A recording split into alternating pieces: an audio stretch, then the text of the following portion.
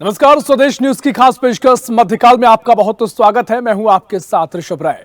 मध्य प्रदेश के मुख्यमंत्री डॉक्टर मोहन यादव 24 से 30 नवंबर तक ब्रिटेन और जर्मनी के दौरे पर रहेंगे।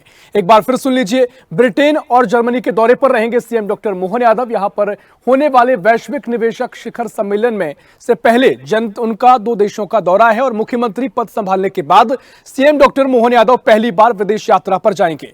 सीएम का विदेश दौरा अगले साल फरवरी में राज्य में होने वाले ग्लोबल इन्वेस्टर समिट से जुड़ा हुआ है। विदेशी निवेशकों को आमंत्रित करने के साथ ही मुख्यमंत्री डॉक्टर मोहन यादव राज्य में भी निवेश लाने का प्रयास करेंगे और ब्रिटेन और जर्मनी में सीएम उन देशों के साथ उद्योगपतियों से मुलाकात करेंगे और वहां के एनआरआई से भी बातचीत की जाएगी।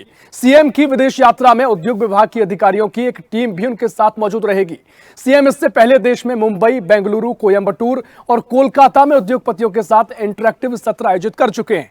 बता दें कि प्रदेश में संभाग स्तर पर क्षेत्रीय निवेशक शिखर सम्मेलन आयोजित किए जा रहे हैं, जिसको आपने सुना होगा और रीजनल इंडस्ट्री कॉन्क्लेव इन्हें कहा जा रहा है। लेकिन अब मुख्यमंत्री डॉक्टर मोहन यादव विदेशी निवेशकों को लुभाने के लिए विदेश जा रहे हैं। यानी अब जो रीजनल का सफर है निवेश का, वो अब ग्लोबल होने जा रहा है और वे इंग्लैंड में, लंदन, जर्मनी में, म्यूनिख में उद्योग जगत की हस्तियों से मुलाकात करेंगे, मिलेंगे। सीएम का पूरा focus pharmaceutical, IT, mines, tourism और ऑटोमोबाइल क्षेत्रों में निवेश लाने पर रहेगा। यानी इन क्षेत्रों में फोकस किया जाएगा। दोनों देशों में कला संस्कृति पर चर्चा भी की जाएगी। वे फ्रेंड्स ऑफ एमपी समूह से भी भेंट मुलाकात करेंगे। दरअसल हमारा प्रदेश यानी मध्य प्रदेश संस्कृति के साथ ही संसाधनों से भी समृद्ध है।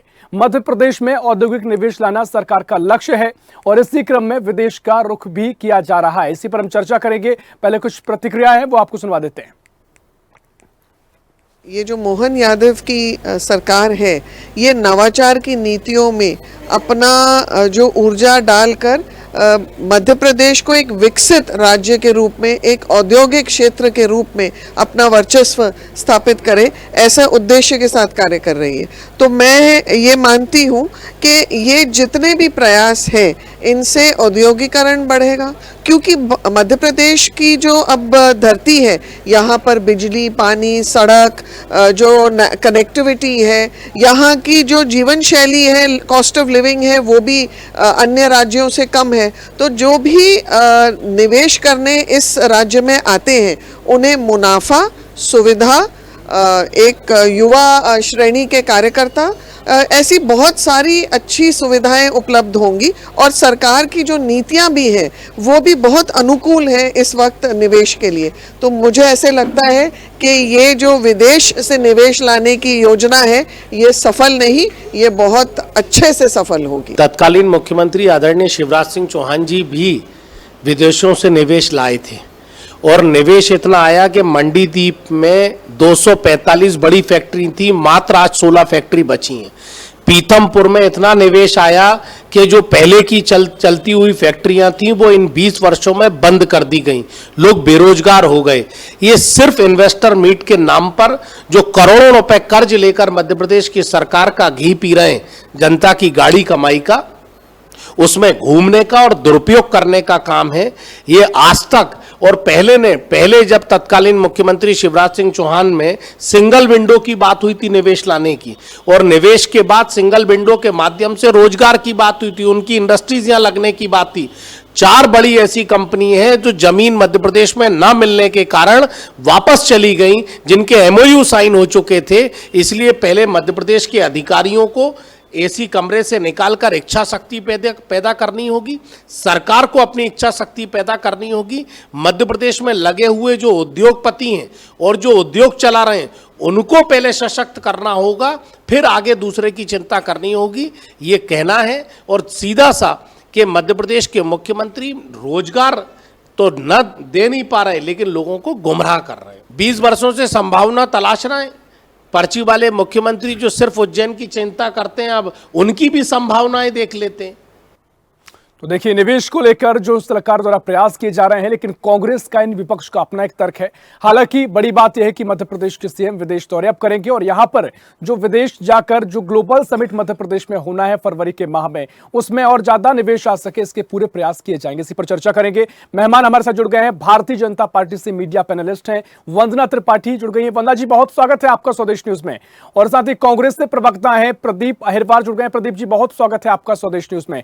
चर्चा की शुरुआत करेंगे। वंदना जी, पहले मैं आपके पास आऊंगा और इससे पहले लगातार आपने तमाम चर्चाएं निवेश को लेकर की हैं। जो सफर शुरू हुआ रीजनल इंडस्ट्री कॉन्क्लेव से लेकर अब ये ग्लोबल होने जा रहा है और जो पहले से तय था कि फरवरी माह में ग्लोबल समिट होना है, अब सीएम जर्मनी ब्रिटेन दौरे पर रहेंगे। क्या कुछ यहाँ रणनीति रहेगी आप पूरी सरकार की, क्या निवेश को लेकर क्या आगे का पूरा रोडमैप रहेगा? हालांकि कांग्रेस का ये कहना है कि पूर्व सीएम शिवराज सिंह चौहान भी कई बार विदेश गए। जो प्रतिक्रिया हम और आप सुन रहे थे वो कह रहे हैं कि जो तमाम कंपनियां पहले से मध्य प्रदेश में थी, मंडीदीप में थी, पीतमपुर में थी, वो कंपनियां कमती जा रही हैं और रोजगार के अवसर खत्म होते जा रहे हैं। कांग्रेस के अपने तर्क हैं। फिलहाल सीएम का क्या कुछ रोडमैप है और जो कांग्रेस ने कहा क्या प्रतिक्रिया? वंदना जी। नमस्कार ऋषभ जी, नमस्कार प्रदीप जी।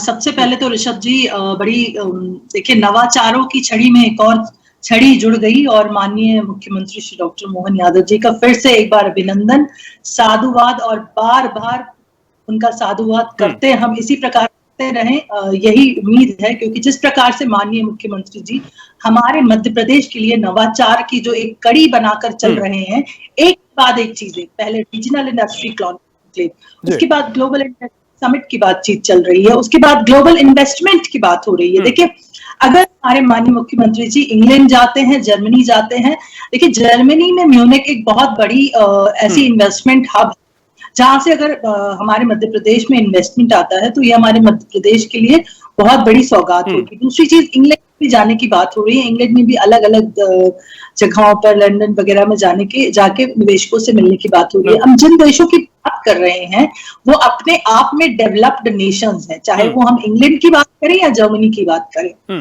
और यूरोप के सबसे संपन्न देशों में से एक है। तो वहां पे आप समझ सकते हैं कि निवेश की संभावनाएं भी बहुत ज्यादा है, निवेशकों का जो स्तर है वो भी बहुत उच्च है। तो अगर उनके द्वारा हम निवेश यहाँ पे लाते हैं मध्य प्रदेश में, तो ये मध्य तो बहुत बड़ी सौगात होगी। और मुझे लगता है कि माननीय मुख्यमंत्री श्री डॉक्टर मोहन यादव जी जिस तरह से इनोवेशन के साथ काम करते हैं, और इनोवेशन के साथ साथ स्मार्टनेस, देखिए स्मार्टनेस इसलिए मैं कहूंगी क्योंकि इनोवेटिव आइडियाज जनरेट करना और अपने पेपर पर आना सिर्फ जरूरी नहीं है, उसके लिए जरूरी है कि आप उन पे प्लान ऑफ एक्शन बनाएं। और वो प्लान ऑफ एक्शन बनाते हैं और उसके तहत उन्होंने रीजनल इंडस्ट्री कॉन्क्लेव की जो बात करी थी, उन्होंने वो करके दिखाया। जो हमारे रीजनल इंडस्ट्री कॉन्क्लेव है उसके माध्यम से लगभग 2.25 लाख करोड़ रुपए का निवेश हमारे मध्य प्रदेश में ऑलरेडी आ चुका है। अब हम बात कर रहे हैं ग्लोबल इन्वेस्टमेंट की। तो ग्लोबल इन्वेस्टमेंट अगर मध्य प्रदेश में आता है तो उससे कहीं ना कहीं हमारी मध्य प्रदेश इकोनॉमी बूस्ट होगी, जीडीपी बूस्ट होगी। और आपको पता है कि लगभग 4.14%। ठीक है वंदना जी, बस जो पूर्व सीएम शिवराज सिंह चौहान को लेकर जो प्रतिक्रिया मिली थी, मैं चाहूंगा उस पर भी आप थोड़ा बता दें, उसके बाद हम चर्चा को आगे बढ़ाएंगे। देखिए, जब भी कांग्रेस पार्टी माननीय मुख्यमंत्री पूर्व मुख्यमंत्री श्री शिवराज सिंह चौहान जी की बात करती है तो बड़ी मुझे हास्यास्पद ये बात लगती है कि शिवराज सिंह चौहान जी वो युग पुरुष हैं जिस व्यक्ति ने इस मध्य प्रदेश की दशा और दिशा को सुधारा, और माननीय मुख्यमंत्री शुभंकर मुख्यमंत्री श्री डॉक्टर मोहन यादव जी वो युग पुरुष हैं जो मध्य प्रदेश को सबसे भारत का सबसे विकसित राज्य बनाने की ओर अग्रसर है और अग्रसर है।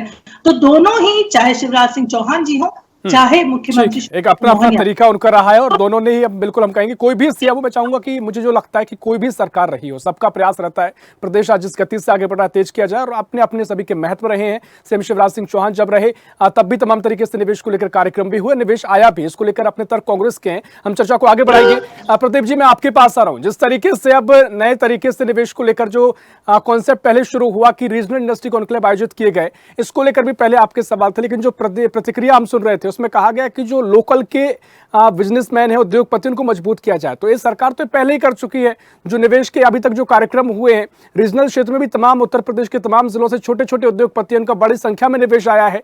और जहां तक बात विदेश जाने की है, तो इसको लेकर सरकार अगर जाती है, और जो विदेशों में हम देखते हैं चर्चाएं जो होती हैं, भारत को संभावनाओं के द्वार के रूप में देखा जाता है। लेकिन समस्या ये आती थी कि अभी तक व्यवस्थाएं वैसी, वातावरण जो उद्योगपतियों को चाहिए होता था वो नहीं मिल पाता था। ये तमाम समस्याएं कहीं ना कहीं अन्य प्रदेशों में रहती थी। लेकिन सरकार ने तमाम प्रयास किए हैं, वातावरण को लेकर, जल को लेकर, बिजली को लेकर, जमीन को लेकर पूरी व्यवस्थाएं की जा रही है। तो कहाँ आपत्ति है सर? सरकार भारतीय जनता पार्टी की 10 साल से केंद्र में है, मध्य प्रदेश में लगभग 20 साल से इनकी सरकार है, और उसके बाद भी अगर इन्हें बिजली, पानी और जमीन में समस्या आ रही है तो इनके ये कुतर्क है भारतीय जनता पार्टी के। मैं आपसे मूल सवाल ये करना चाहता हूँ, मध्य प्रदेश की जनता रोजगार के लिए तरस रही है। पिछले 20 साल में शिवराज जी मुख्यमंत्री रहे, उन्होंने कितने उद्योग धंधे लगाए? हमारी बहन वंदना जी बैठी हैं। मुझे मध्य प्रदेश में ऐसे 3 उद्योग धंधों के नाम बता दें जहाँ मध्य प्रदेश के युवाओं को रोजगार मिला हो। कहीं कोई रोजगार नहीं है। आज भी मध्य प्रदेश का युवा पलायन कर रहा है, इन्वेस्टर सबमिट कर रहे हैं, अच्छी बात है। इससे पहले शिवराज जी ने भी सैकड़ों इन्वेस्टर सबमिट करी। अब ये कर रहे हैं कि संभाग स्तर पर हम इन्वेस्टर सबमिट कर रहे हैं। तो ये अनोखा इवेंट लाके ये प्रयास कर रहे हैं कि जो शिवराज सिंह चौहान जी नहीं कर पाए, मैं एक अलग इवेंट करके मध्य प्रदेश के लोगों को बताऊं। लेकिन सच्चाई ये है मध्य प्रदेश की, मैं ये कहना चाहता हूं कि आप किसानों के लिए क्या कर रहे हैं? आज किसान पूरा प्रदेश में खाद के लिए अधिकारियों के सामने घुटनों के बल रो रहा है। इसके लिए वंदना जी से मोहन यादव जी से कहिए कि किसानों के लिए खाद की व्यवस्था करवाएं, बिजली की व्यवस्था करवाएं। ये मध्य प्रदेश का किसान रो रहा है और झोली पसार कर अधिकारियों के सामने कह रहा है कि हमें बिजली दे दो, हमें खाद दे दो। तो ये जो बेसिक आज समस्या मध्य प्रदेश के किसानों की है उसको दूर की जाए, और हमारे प्रदेश में जो बहन बेटियों की सुरक्षा है उसको दी जाए, और इन्वेस्टमेंट विदेश से ग्लोबल इन्वेस्टमेंट आए। मैं मोहन यादव जी को शुभकामना दूंगा कि आप प्रयास कर रहे हो, लेकिन आपसे पहले शिवराज सिंह चौहान जी ने भी बहुत प्रयास किए, तो कहीं कोई सफलता नहीं मिली। आप मध्य प्रदेश की बहन बेटियों को सुरक्षा दीजिए, किसानों को खाद दीजिए, युवाओं को रोजगार दीजिए। कितने रोजगार मध्य प्रदेश में पिछले 20 साल में आ गए? इन्हीं की सरकार के आंकड़े हैं कि 33 लाख के आसपास स्नातक जो मध्य प्रदेश के हैं उनको रोजगार नहीं मिला। तो एक बड़ी श्रृंखला मध्य प्रदेश के युवाओं के बेरोजगारी की है, और प्रदेश में कहीं कोई रोजगार धंधे नहीं है। इवेंट के नाम पर कितना ही पैसा भारतीय जनता पार्टी खर्च कर ले, लेकिन जमीन पर कहीं कोई उद्योग धंधे लगे हुए, स्थापित हुए दिखाई नहीं देते। चलिए ठीक है वंदना जी, देखिए तमाम बातें यहाँ पर कही हैं, कई आरोप हैं, चाहे स्नातक स्नातकोत्तर के छात्र हो, यानी कुल मिलाकर रोजगार की बात हो, या फिर वो कह रहे हैं कि किसानों का क्षेत्र हो, किसान परेशान है। देखिए मुझे जो लगता है कि जो समझ में कोई भी आम आदमी समझता है कि तमाम विभाग होते हैं, अपना काम करते हैं। अब किसानों का मुद्दा जरूर उठा रहे हैं, लेकिन निवेश का एक अलग मुद्दा हो जाता है, उसको लेकर सरकार जो प्रयास कर रही है। तमाम सवाल उन्होंने किए। वंदना जी, क्विक रिएक्शन आपका। देखिए सबसे पहले तो ऋषभ जी, जब डिबेट जिस विषय पे होती है तो उसे विषयांतर करना कांग्रेस पार्टी के प्रवक्ताओं को बहुत अच्छे से आता है। अभी की समस्या वंदना जी, किसानों की समस्या विषयांतर नहीं है, ये आज मूल समस्या है प्रदेश की। प्रदीप जी, मैंने समय में बिल्कुल भी नहीं बोला, बहुत शांति से आपके सारे इल्जाम सही हैं। कृपया मुझे बोलने का समय दे दें आप। देखिए सबसे बड़ी बात तो ये है कि अभी हम बात कर रहे हैं इन्वेस्टमेंट की। देखिए इन्वेस्टमेंट की जब बात हो रही है तो आप बीच में किसानों का मुद्दा इसलिए ला रहे हैं क्योंकि आप, जब नवाचार होता है, कोई अच्छी चीज होती है, तो विपक्ष का ये काम बनता है कि अगर प्रदेश के विकास के लिए कुछ अच्छा कार्य हो रहा है तो माननीय मुख्यमंत्री जी की आपको बढ़ चढ़कर खुलकर तारीफ करना चाहिए और नए नए आइडियाज देना चाहिए कि कौन से देशों से और निवेश लाया जा सकता है। रही बात किसानों की चिंता करने की, तो वो हमारी प्रदेश की सरकार करने के लिए है। आप लोग तो वो लोग हैं जिन्होंने किसानों को डिफॉल्टर साबित किया था। उनका जो बीमा, फसल बीमा का जो पैसा था वो भी माननीय शिवराज सिंह चौहान जी ने ही दिया था। आपकी सरकार क्या हुआ था ये सबको पता है। तो कृपया करके आप किसान हितैषी, युवा हितैषी ना बने। पिछले 20 सालों में जिस प्रकार से मध्य प्रदेश का डेवलपमेंट हुआ है, चाहे वो शिवराज सिंह चौहान जी के दौर में हो, चाहे मोहन यादव जी के दौर में हो, तब भारतीय जनता पार्टी की सरकार ने ही किया है। किसानों का डेवलपमेंट, महिलाओं का डेवलपमेंट, युवाओं का डेवलपमेंट और सारी जो क्षेत्र है उसका डेवलपमेंट। आपके जमाने में क्या हुआ करता था? सड़क, पानी, बिजली की तक, मूलभूत सुविधाओं की तक आपूर्ति आप लोग कर नहीं पाते थे। आप लोगों ने बजट की क्या हालत करके रखी थी और हमने उसे कहाँ लाकर खड़ा कर दिया। आज 3,14,000 करोड़ का बजट हमारे मध्य प्रदेश का है। आपके जमाने में जो कुछ 1,000 करोड़ रुपए का हुआ करता था, 65,000 करोड़। उससे भी कम मुझे लगता है। तो आप लोग तो कृपया करके ये मध्य प्रदेश की विकास की बात किया मत करिए। आप लोगों को एक बार जनता ने बीच में मौका दिया था, पर उस मौके को आप लोगों ने किस प्रकार से इस्तेमाल किया है वो भी कोई नहीं भूलेगा, कि किस प्रकार से कमलनाथ जी का वो काला काल, जब भ्रष्टाचार अपने चरम पर था, जिस प्रकार से आप लोगों ने किसानों को डिफॉल्टर साबित किया, आप लोगों ने ट्रांसफर पोस्टिंग में घोटाले किए, आपके भाई भतीजे करोड़पति अरबपति हो गए। तो ये परिवारवाद और तुष्टीकरण की राजनीति करने वाले नहीं समझेंगे कि प्रदेश के विकास और स्वर्णिम मध्य प्रदेश बनाने की ओर जो कदम हम उठा रहे हैं, और ये इनसे उम्मीद करते हैं कि ये कभी भी हमारे माननीय मुख्यमंत्री के द्वारा किए गए किसी भी नवाचार को अच्छा बोलेंगे, क्योंकि ये विपक्ष है, इनका काम है। लेकिन मुझे ऐसा लगता है कि जब प्रदेश की बात आती है, प्रदेश की जनता की बात आती है, निवेश की बात आती है, डेवलपमेंट की बात आती है, तो मुझे लगता है कि विपक्ष को भी हमारे साथ खड़े रहना चाहिए, क्योंकि अगर मध्य प्रदेश विकसित राज्य बनेगा तो सब के नागरिक हम सब होंगे। और अगर दूसरी कंट्री से हमारे स्टेट में अगर इन्वेस्टमेंट आता है तो ये पूरे इंडियन स्टेट्स को, सारे राज्यों को ये एक मैसेज आएगा कि जिस प्रकार से देखिए आपने मध्य प्रदेश ने अपने आप को पिछले साल में बहुत बदला है। आईटी कंपनीज आज मध्य प्रदेश में, मेडिकल कॉलेजेस की भरमार है, मेडिकल की सीट्स की भरमार है, आईआईटी, आईआईएम क्या नहीं है हमारे ठीक है, पूरा पोटेंशियल मध्य प्रदेश के पास है। बिल्कुल निश्चित तौर पर देखिए तमाम सवाल जो मुझे था वो लगता है उसका प्रतिक्रिया आपको मिल गई होगी प्रदीप जी।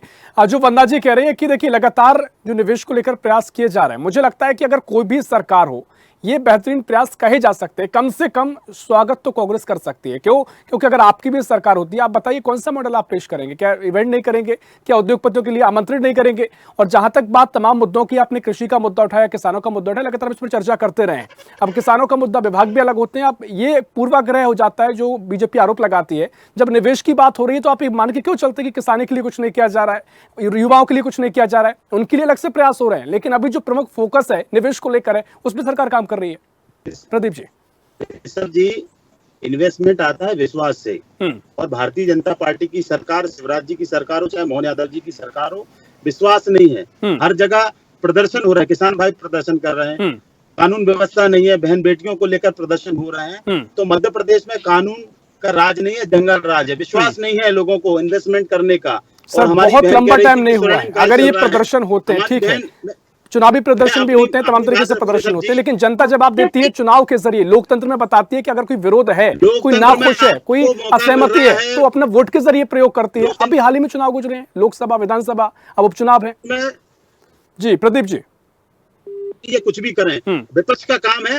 जो प्रदेश में कालगुजारी हो रही है, प्रदेश में जो अराजकता है, कानून व्यवस्था ध्वस्त हो चुकी है, हम उसका आईना सरकार को दिखाएं। स्वर्णिम मध्य प्रदेश ये नहीं होता कि 3 साल से लेकर 70 साल की बहन बेटियों के साथ दुष्कर्म हो। ये स्वर्णिम मध्य प्रदेश नहीं चाहिए। यहाँ किसान खाद के लिए रोड पे संघर्ष करे, अधिकारियों के सामने घुटने टेक के रोए, ये स्वर्णिम मध्य प्रदेश नहीं चाहिए। और घोटाले के नाम पर जब बच्चे भर्ती घोटाला हो, पटवारी घोटाला हो, वंदना जी मैं आपके पास आ रहा हूँ, लेकिन प्रदीप जी सरकार ने कब मना किया कि ये सारी स्थिति नहीं है? वो कहते हैं ना कि जो कमियां हैं इन पर काम किया जा रहा है, इसको लेकर तमाम तरीके से एक्शन भी लिए गए। इवेंट मोहन यादव जी कर रहे हैं, इन्वेस्टमेंट के नाम से जो इवेंट मोहन यादव जी कर रहे हैं, मैं कह रहा हूं कि पिछले मुख्यमंत्री शिवराज सिंह चौहान जी ने भी बहुत इन्वेस्टमेंट समिट की, ग्लोबल इन्वेस्टमेंट समिट की, रीजनल समिट की, लेकिन कितना उद्योग धंधा मध्य प्रदेश को मिला, कितने रोजगार मध्य प्रदेश के युवाओं को मिले, ये बड़ी बात है। इसमें ये जवाब नहीं देंगी हमारी वंदना जी। ठीक है, सुनिए। देखिए कामों की छड़ी लेकर जो कांग्रेस पार्टी के नेता बैठ जाते हैं, वो ये भूल जाते हैं कि उनके काल में और इतने साल तक जब उनकी सरकार थी केंद्र में, तब प्रदेश का और देश का क्या हाल था और यहाँ पे कितना डेवलपमेंट हुआ था और अब कितना हो रहा है। रही बात कुछ कमियां अगर हमसे रह गई हैं तो हम उन पर काम कर रहे हैं। और किसानों की चिंता करना, छोटे बच्चों की चिंता करना, महिलाओं की चिंता करना, ये तो वैसे भी भारतीय जनता पार्टी तो महिला सशक्तिकरण पर वैसे भी कार्य करती है। और इसका जीता जागता एग्जाम्पल कल मुख्यमंत्री जी ने कैबिनेट में जो निर्णय लिया है वो देखिए। अगर महिलाओं को सशक्त बनाएंगे, महिलाओं को संबल देंगे, तो महिलाओं के साथ कोई भी कुछ भी गलत करने की कोशिश नहीं करेगा। आज जो डोमेस्टिक वायलेंस का शिकार होती है, जब वो सरकारी नौकरी करेंगी, कमाएंगी, खाएंगी, तो कैसे उनके साथ कुछ गलत कर पाएगा कोई? तो हम कोशिश ये कर रहे हैं कि हम महिलाओं को मजबूत बनाएं योजनाओं के माध्यम से, चाहे वो लाडली बहना योजना हो और चाहे वो 35% का आरक्षण हो, चाहे वो द्रोण दीदी हो, चाहे वो लखपति दीदी हो, चाहे वो लाडली लक्ष्मी योजना हो, क्योंकि लाडली लक्ष्मी योजना भी मैं ये कहूंगी कि एक सशक्तिकरण की योजना है, क्योंकि जब बेटी पहले पैदा होती थी लोग उसे बोझ समझते थे। आज बेटी को कोई बोझ नहीं समझता। कारण ये कि बेटी के पैदा होने से लेके उसके विवाह के बाद तक की सारी तैयारी सरकार ने कर और भारतीय जनता पार्टी की सरकार ने करी है। चाहे वो लाडली लक्ष्मी हो, चाहे उसके बाद उनकी पढ़ाई की तैयारी हो, लैपटॉप वितरण करना हो, उनके स्कूल का एजुकेशन का खर्चा चलाना हो, उसके बाद उनकी शादी विवाह, कन्यादान योजना, निकाह वगैरह के लिए जो सरकार की योजनाएं हैं वो, और उसके बाद उनके विवाह के बाद उज्ज्वला योजना, लाडली लक्ष्मी योजना, लाडली बहना योजना, लाडली बहना आवास योजना, लखपति दीदी, इस प्रकार की योजनाएं, स्व सहायता समूह, इस प्रकार से हम कोशिश कर रहे हैं कि जो हमारी जो थोड़ी सी बहनें कमजोर हैं, ठीक है, देखिए इन मुद्दों पर हम लगातार चर्चा भी करते हैं और प्रयासों को लगातार हम तस्वीरें भी देखते आए हैं। लेकिन आज का जो मुद्दा है वंदना जी, वो उनको कांग्रेस को कैसे बीजेपी या सरकार, क्योंकि विपक्ष का महत्वपूर्ण रोल होता है, अपने सवाल विपक्ष के होते हैं, विपक्ष भी जनता के लिए आवाज उठाता है, तो उनका कहना है कि वो संतुष्ट नहीं है, क्योंकि जो सीधा आरोपी है, जो पहले लगातार वो कहते आ रहे हैं कि शिवराज सरकार में भी ऐसे हुए हैं। अब सबसे बड़ी बात है कि जमीन पर क्या उतरेगा, कितना उतरेगा और अभी तक कितना उतरा है, ये सवाल लगातार विपक्ष पूछ रहा है। देखिए ऋषभ जी, पूर्वानुमान हमें कभी करना नहीं चाहिए। हम कोई साधु संत नहीं है कि पूर्वानुमान करके बैठ गया है।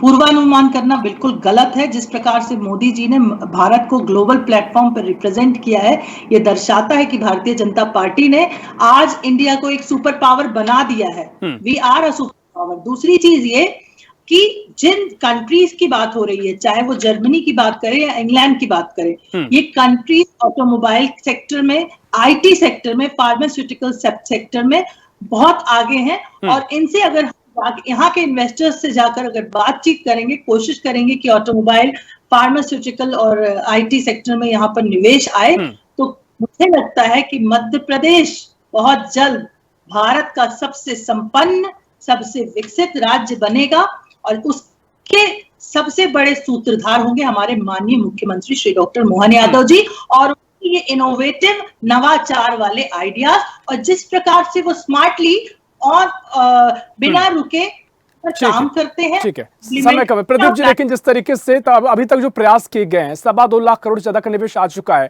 आउटपुट की बात होती है ना सर, ये तो एमओयू साइन हो चुके हैं, जो तमाम जो उद्योग हैं वो जमीन पर उतरना शुरू हो गए हैं। आप उज्जैन चले जाइए, सीमेंट फैक्ट्री देख लीजिए, तमाम जगह और भी लगातार जो ऐसे एमओयू हुए, उसकी प्रयास भी शुरू हो गए, जमीन पर शुरुआत भी हो गई है, तो ये आउटपुट तो मिलना शुरू हो गया है ना प्रदीप जी? देखिए ऋषभ जी, पूरे मध्य प्रदेश में जो कर्जा शिवराज सिंह चौहान जी की सरकार ने लिया था, उससे ज्यादा कर्जा मोहन यादव जी की सरकार ले रही है। हर हफ्ते 5,000 करोड़ का खर्च, कभी 10,000 करोड़ का खर्च, तो 4 लाख करोड़ का मध्य प्रदेश पे कर्जा हो चुका है। हमारी बहन कह रही थी कि मोदी जी बहुत सुपर पावर बन गए हैं। जब कांग्रेस की मनमोहन यादव जी की सरकार थी तो 55 लाख करोड़ इस देश पे कर्जा था, आज 200 लाख करोड़ रुपए से ज्यादा का कर्जा हो गया है। तो ये सुपर पावर मोदी जी हमें दे रहे हैं, और मोहन यादव जी उन्हीं के पद चिन्हों पर आगे चलकर इस मध्य प्रदेश को कर्ज के दलदल में डुबोने का काम कर रहे हैं। हम लोग मोहन यादव जी का जो विश्वास, इन्वेस्टमेंट विश्वास पे आता है, ठीक है, और कम शब्दों में वंदना जी, समय पूरा हो गया है। विश्वास सरकार खो चुकी है, कहीं कोई विश्वास नहीं है और कहीं कोई इन्वेस्टमेंट आने वाला है नहीं। बैंक ने जो लिमिट रखी है उससे काफी कम कर्ज हम लेते हैं, और मध्य प्रदेश ने उससे उस कर्ज की जो लिमिट है उससे नीचे, आप जिन राज्यों में आपकी सरकार है वहां जाकर चेक कीजिए, आप लोग उस लिमिट से ऊपर चल रहे हैं। दूसरी चीज ये, मनमोहन यादव जी की सरकार के समय क्या स्थिति थी और आज क्या स्थिति है? मनमोहन यादव जी की सरकार के समय जगह जगह बम ब्लास्ट होते थे, क्योंकि भारत को कोई और भी हो रहे हैं। जम्मू कश्मीर में हर हफ्ते बम ब्लास्ट हो रहे हैं वंदना जी। कर देखते थे। देखिए, इस पर मुद्दे पर चर्चा हो सकती है, लेकिन अगर बात कर्ज की है, लगातार ये सवाल खड़े करते आए हैं। बीजेपी भी कहती है कर्नाटक में भी 5.5 लाख करोड़ का कर्ज है, तो मध्य प्रदेश से कहीं ज्यादा है। हालांकि महत्वपूर्ण होता है कि प्रदेश की आर्थिक सेहत कैसी है, तो गाइडलाइन के अकॉर्डिंग कर्ज लिया जा रहा है। खैर, चर्चा इस पर बहुत हो सकती है। समय इतना ही है, बहुत शुक्रिया करना चाहूंगा प्रदीप जी आपका, वंदना जी आपका बहुत शुक्रिया चर्चा में शामिल होने के लिए। तो लगातार मध्य प्रदेश की मोहन सरकार निवेश को लेकर अपने कदम आगे बढ़ा रही है। अब जो अगला कदम है वो है रीजनल इंडस्ट्री कॉन्क्लेव को ग्लोबल तक ले जाने का। इसके लिए प्रयास यह है कि मध्य प्रदेश के सीएम 24 से 30 नवंबर तक ब्रिटेन और लगातार विदेश दौरे पर रहेंगे, जर्मनी पहुंचेंगे और यहां पर तमाम तरीके से निवेशकों से बातचीत भी की जाएगी। मध्य प्रदेश में रीजनल इंडस्ट्री को निवेश भी आए, ऐसे तमाम प्रयास जो पहले से किए जा रहे हैं उनको बड़ा रूप दिए जाने की पूरी कोशिश यहां पर सरकार करेगी। फिलहाल के लिए मध्यकाल में इतना ही। देश प्रदेश की और भी खबरों के लिए देखते रहिए स्वदेश न्यूज, सबसे पहले देश।